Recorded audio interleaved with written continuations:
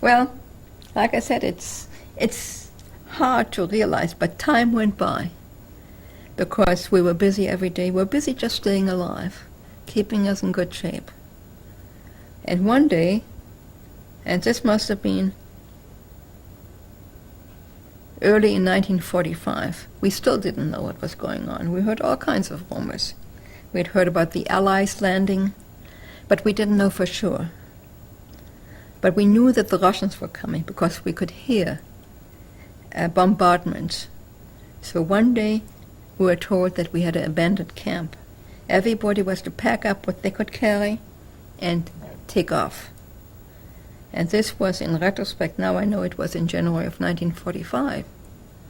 And we were on the road, moving, and if you couldn't keep up with it, I think people would just be left by the wayside, and the SS went back and shoot them.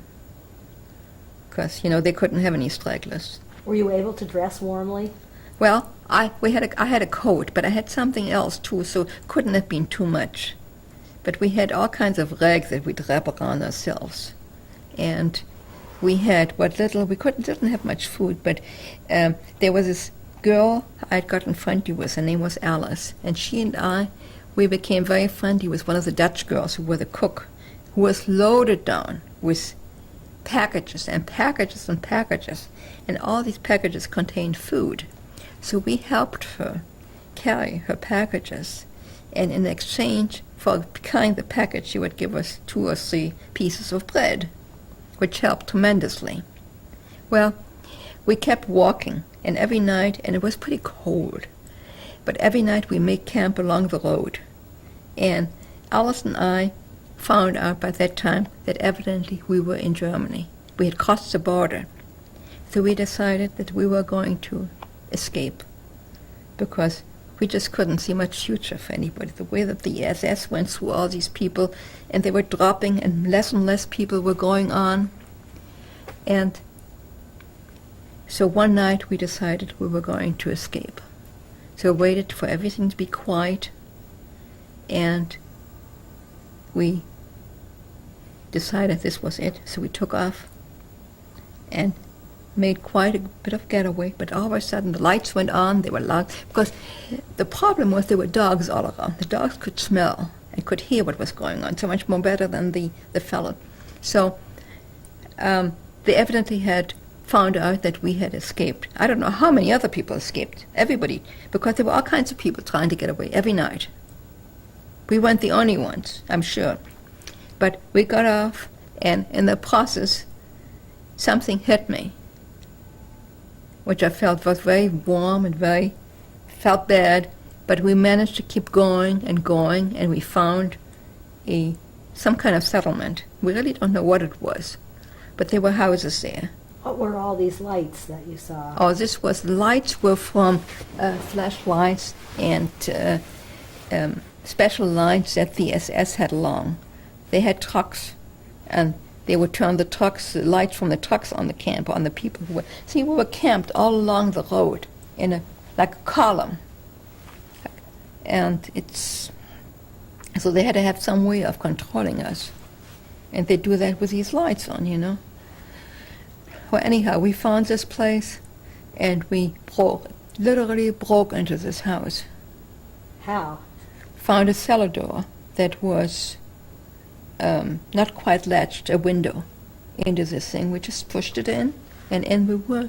And evidently the people from that particular town had been evacuated. I told to move because the Russians were coming. Did you know that they had been told to leave? No, but we saw that it was empty. There were no lights or anything like that, so we just took a chance. We knew we had to do something. And so we broke in there and ended up in what they call their vegetable cellar. In Germany, people would store vegetables in their root cellar. And we had a wonderful time eating apples and carrots and potatoes, and I don't know what else we bit into. And so I was able to find some stuff to clean my wound, because it seemed I had been shot. Very fortunately, not too deep, but deep enough so that it festered a little bit and hurt. And we also found some clothes and found some other stuff We took whatever we could find. At that point, we just wanted to get away. We really didn't care much. But, Did you take things other than what you were wearing? oh yes, we took clothing. We found some money. We found some papers. We took anything that we thought would help us to get away. And, well, the next day we left because we really weren't too sure where we were, how we were any place, and to this day I cannot tell you what the name of the place was. But it was evidently somewhere in Upper or Lower Silesia. All I can tell you, it was close to railroad tracks because we found a railroad station. And by that time, of course, we had, we had found scarves which we had tied about our head, because our hair was very short. Most of us had been shaved at one time or other. Were you? And not really close, but close enough. And people would ask me why they did that.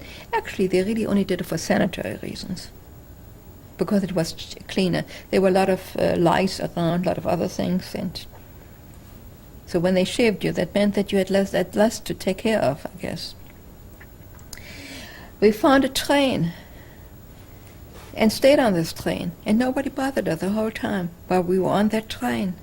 And the train kept going and going and going, and lo and behold, one day we are in Berlin.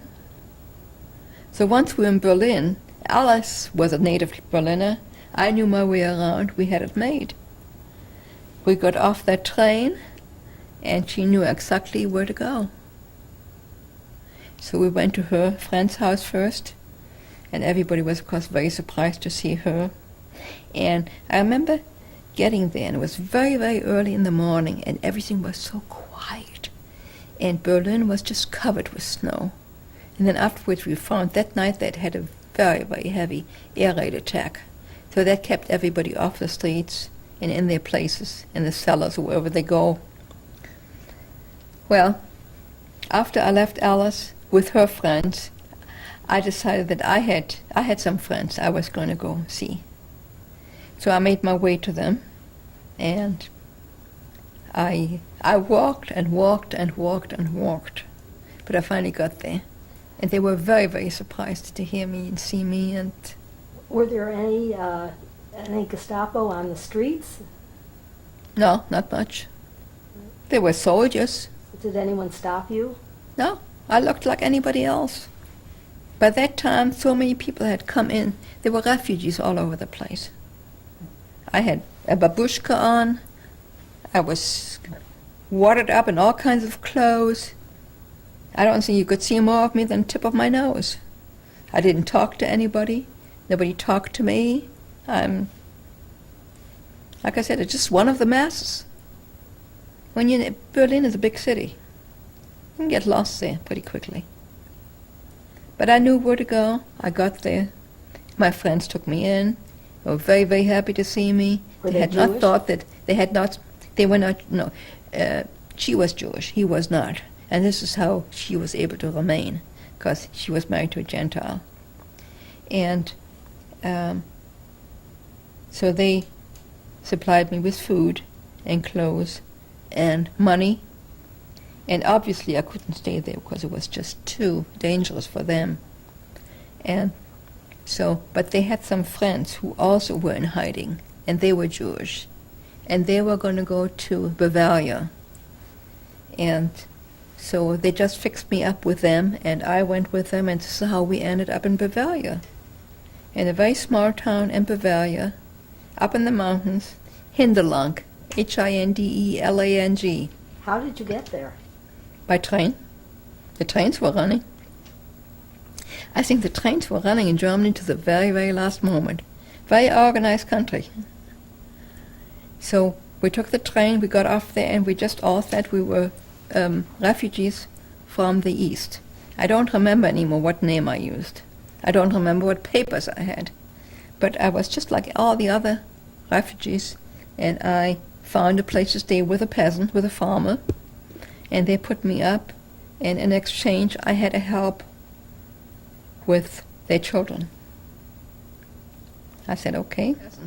How long did you stay with them? I stayed with them till, I'd say, about March or April. And How- then How long was that? How long this a was, period? well, this was in late January when I got there, and by now it is, let's say, late March, maybe 3 months. And Did they know you were Jewish? of course not. I kept my arm wrapped. Where I had my tattoo, it was wrapped the whole time. And I told them strictly, I don't know what I told them all kinds of stuff. They weren't very much interested in me anyhow. They had their own life to live and their own problems. And it's like I said, they had never seen a Jew. To them, a Jew was like somebody who had horns and a cloven foot and a tail, and it was most miserable person, really like an evil person. So they couldn't imagine that a girl like me, who looked like everybody else, could be Jewish. Just get away. So one day, and my friends who were also living in Hinterland, this couple that I had escaped with, said, okay, so we walked across the border. No problem, nobody stopped us. But we got stopped by the Americans. Well, I was interviewed by the Americans. They right away said, we have a job for you.